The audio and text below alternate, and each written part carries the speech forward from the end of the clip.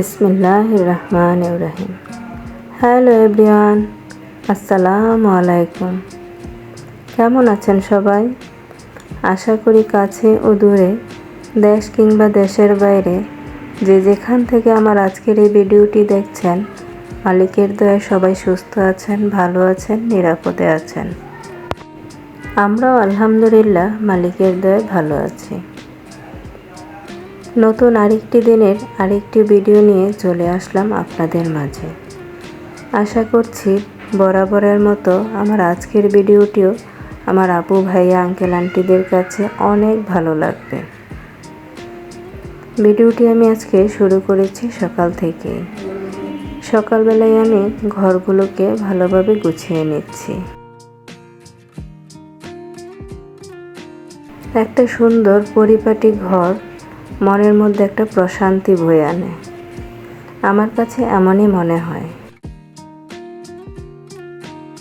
Of ক্যামেরায় একবার আমি ঘরগুলোকে ঝাড়ু দিয়ে নিয়েছি।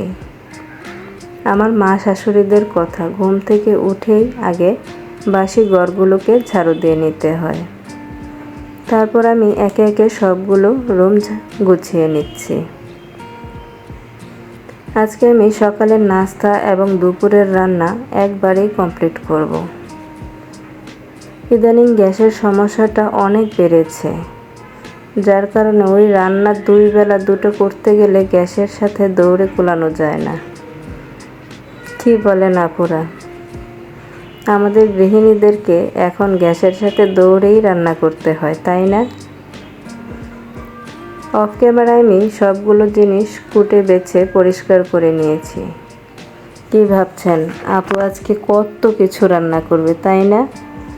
না আপুরা, আমি একবারে কুটে বেছে নিয়েছি। আমি বক্স করে ফ্রিজে রেখে দেব। এই তো অফ ক্যামেরায় আমি আজকে রান্নাটা শেষ করে নিয়েছি। আজকের রান্নায় ছিল অল্প একটু চিচিঙ্গা ভাজি, তারপরে ছিল এটা আমাদের এলাকায় বলে বাইলা মাছ। আমার কোন আপুদের এলাকায় কি মাছ বলে কমেন্ট করে জানাবেন কিন্তু। আর ছিল শিং মাছ ভুনা। তারপর সকাল সকালে কাপড় ধুয়ে ছাদে মেলতে এসেছি। দেখেন আপুরা, গরমে শুধু আমরা নাজেহাল না, এই গাছগুলোর কি অবস্থা হয়েছে গরমে। একদম নাজেহাল অবস্থা, তাই না? তারপর বাসায় এসে আমি এক গ্লাস শরবত খেয়ে নিচ্ছি। গরমের মধ্যে এক গ্লাস শরবতই যেন প্রশান্তি বয়ে আনে শরীরে।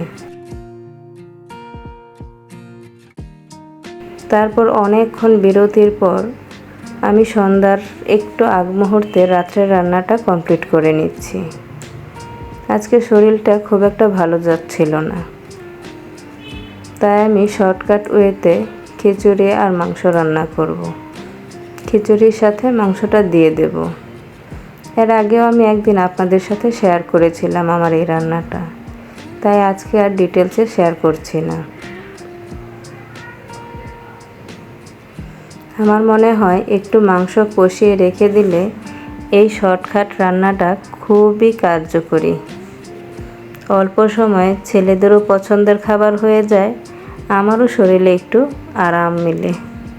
কি বলেন আপুরা, তাই না? ছেলেদের পছন্দের খাবার হলে ছেলেদের তো আর কোনো কথা থাকে না। তারপর যদি এরকম চটজলদি তৈরি করে নেওয়া যায় তাহলে তো সোনায় সোহাগা।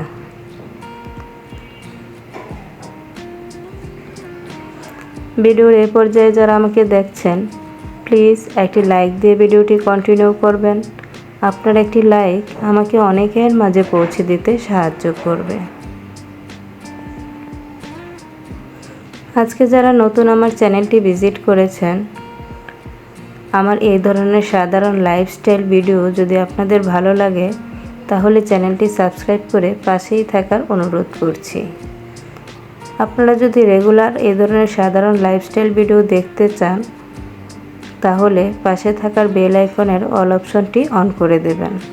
তাহলে আমি যখনই ভিডিও ছাড়ব নোটিফিকেশান চলে যাবে আপনার কাছে। আপনি আপনার সময় সুযোগ মতো দেখে নিতে পারবেন। অলরেডি যারা এই কাজগুলো করে দিয়েছেন তাদেরকে জানাই অসংখ্য অসংখ্য ধন্যবাদ ও ভালোবাসা। আপনাদের ভালোবাসায় একটু একটু করে আমার এই ছোট্ট পরিবারটা গুটি গুটি পায়ে হেঁটে চলেছে।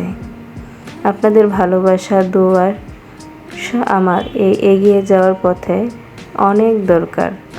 সবাই প্লিজ আমাকে একটু সাপোর্ট করবেন। আপনাদের সাথে কথা বলতে বলতে খিচুড়ি বসিয়ে দিয়ে এর থেকে আমি গুঁড়ো দুধ রিফিল করে নিচ্ছি।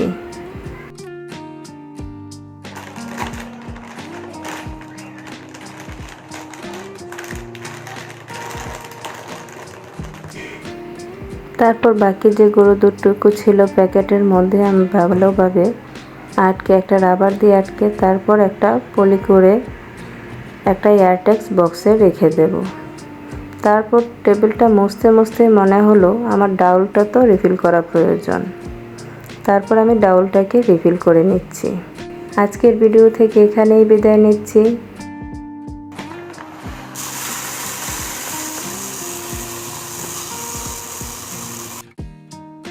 সবাই ভালো থাকবেন, সুস্থ থাকবেন, নিরাপদে থাকবেন।